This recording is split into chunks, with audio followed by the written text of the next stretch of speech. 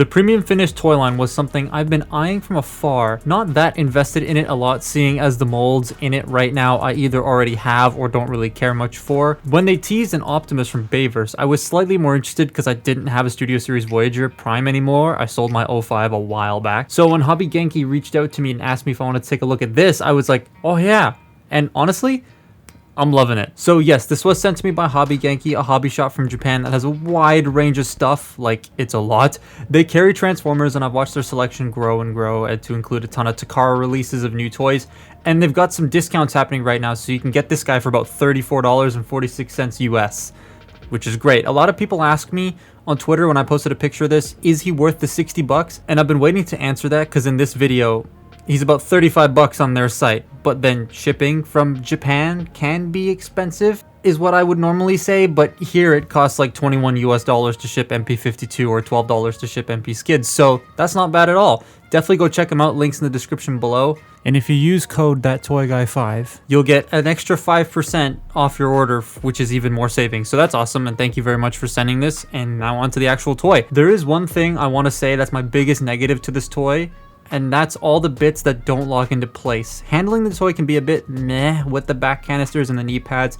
He's got a lot of floaty engineering in him, which is like what I refer to when I say bits that don't really tab in anywhere. They're just hanging there and hanging on for dear life. But the paint, I have to talk about this deco. It's got so much more life in it compared to the original Studio Series 05 from Hasbro. I did not like the original paint, or lack thereof, and this brings the mold to life for me. The colors are more vibrant, the flames are crisp and sharp, the battle damage on the knees is very well done. I just wish there was a bit more on the figure.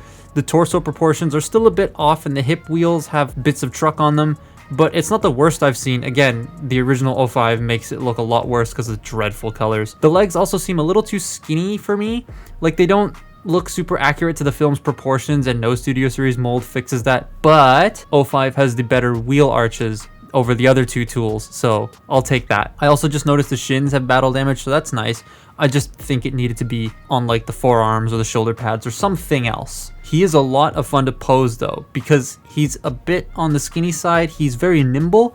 I'll put him into some poses so you can see how dynamic you can get him in, because it's really cool.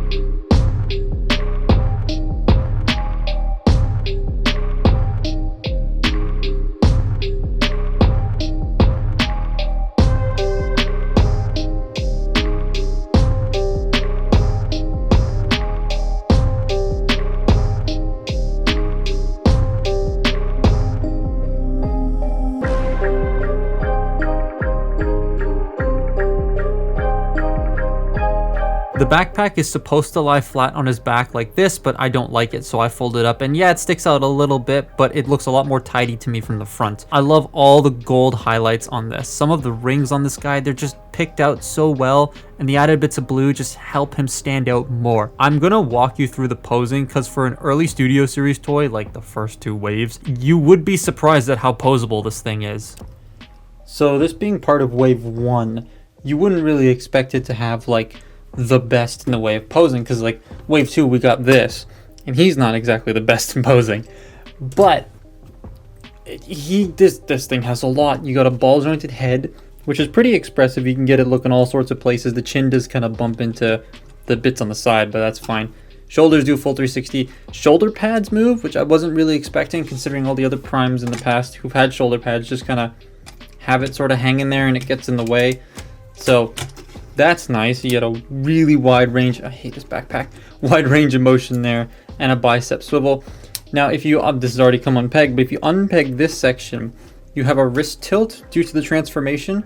So I don't know if you can use that in like sword poses or something. I don't know. You could put here. We'll put Nemesis Prime's sword in his hand, and you can tilt it down. You can do that along with a wrist swivel. So that's always like a nice thing to see, transformation joints being used in posability. He has a waist, which is more than I can say for this idiot. He has forward and back at the hips and in and out. They only go out that far because of the wheels on the hips, but you can unpeg them to get them going forward even more if you want, or to the side, sorry.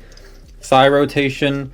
This can move around so you don't, like, it would get caught otherwise if it didn't move here, so you can move it and then rotate the thigh out that way if you need to. The knee pads move because in the movie when he bends his knees like this, the knee pads kind of follow, so that's nice. Really like the way this leg thing's done. You can kind of use this for posing, I guess, if you want to. Don't see any application for that. Kind of wish it locked in.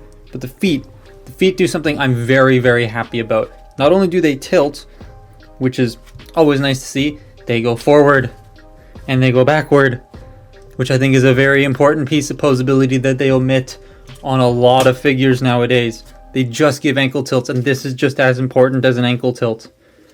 So I really like that. I really, really like the articulation for such an early, well, for literally wave 1, I believe, of Studio Series. It's such a great amount of articulation on here. So if you're a posing nut, this will definitely be a really nice toy to get, especially with the way it looks. It looks so good. Now, if only they could premium finish the other versions of this toy, that would be even better. Transformation can get fiddly, especially in the torso, but it combines two of the best Voyager Prime conversions into one package. Evasion Mode Prime's lower body and Transformers Prime First Edition Prime's torso and arm conversion. That combo, though, doesn't really mesh well together here in this version. It's fine, but it's annoying getting the arms and the torso panels in place. I can't speak for 32 or 44 because I've never handled those, but from my appearance, like from what I've seen of them, they look like they handle the transformation a little bit better than this. Truck mode, again, looks miles better than the original 05 for me. The colors are a lot more vibrant, and the additional flames make the whole thing just come together really well. The proportions of the cab, though, are a bit undersized. It's the smokestacks that cause that whole look. I know it's for safety reasons in the US and stuff that they have to be small so kids don't poke their eyes out. I really like the gradient on the front. A lot of primes don't do that, and it's always nice to see when they do.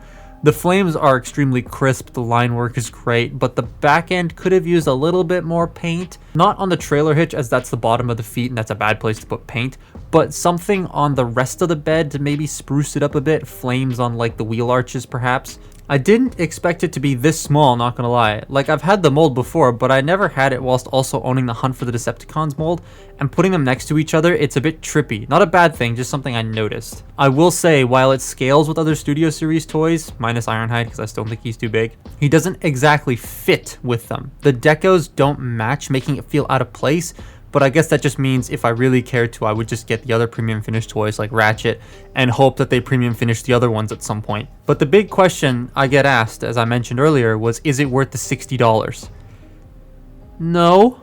I mean, I really like it and would have bought it eventually, but $60 US is a lot. Again though, fortunately on Hobby Genki, it's like $34 US on sale, and the shipping doesn't cost that much either, so $34 is 100% worth it. I would jump on it quickly before it sells out. I'm assuming they'll get more shipments in and probably put the sale on again, so you can always keep an eye on that.